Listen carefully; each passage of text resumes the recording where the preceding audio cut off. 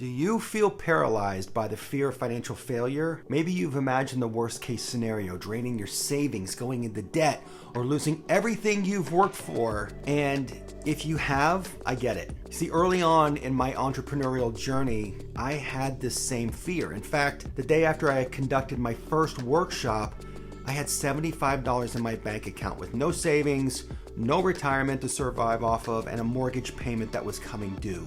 And I thought my business was done for. I can't tell you how sick to my stomach that I was. And for the next couple of nights, I didn't sleep trying to figure out how I was going to make this work, because the thought of going back into a 9-to-5 made me even sicker. And it was quickly spiraling into a self-narrative of being a complete disaster to launch my business in the first place. And the truth was, I was letting my fear of financial failure take over. But everything shifted when my mindset did. In a moment of clarity, I remembered the relationships that I'd been building over the previous few years, and I realized that what was keeping me stuck in this fear was something I had complete control over. You see, I had to take action and connect with those who'd already been looking for guidance from me. And so when I got clear on this, I also needed to get clear on my goals. I made some phone calls, coordinated some new clients, and some financial backing, and not only was it enough to keep going, it turned out to be enough revenue for the rest of the year. You see, I needed that financial runway as much as I needed to get this clarity. And by the way, this revenue didn't necessarily come from straight up coaching clients. I humbly utilized my skill set as an IT leader and was able to consult. And if your dream matters enough to you, you'll also do what you need to do to make it work. But this whole situation showed me that I've had the power to overcome my fear of financial failure by simply taking action. There's always going to be some options to take in situations like this. It's been a very valuable lesson to teach others that I work with how to prepare financially so this doesn't happen to you too. You see, financial failure is one of the biggest reasons that people hesitate to take the leap into entrepreneurship in the first place. But what if I told you that fear isn't your enemy?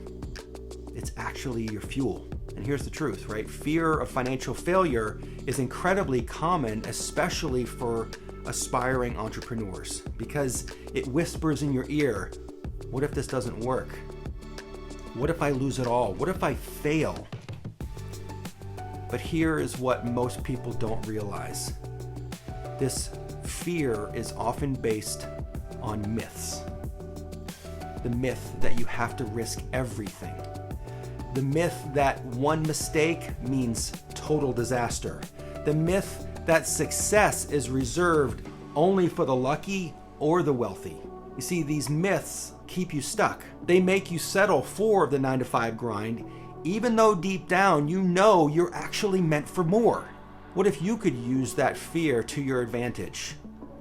What if, instead of letting it stop you, you let it guide you? The key here is understanding that fear isn't a signal to quit, it's a signal to prepare. And when you channel that fear into building a smart, calculated plan, you're not just avoiding financial failure, you're actually setting yourself up for financial freedom. And isn't that what we all want? And that's exactly what we teach in the Lifestyle Business Launchpad. You don't need to drain your savings or bet the farm.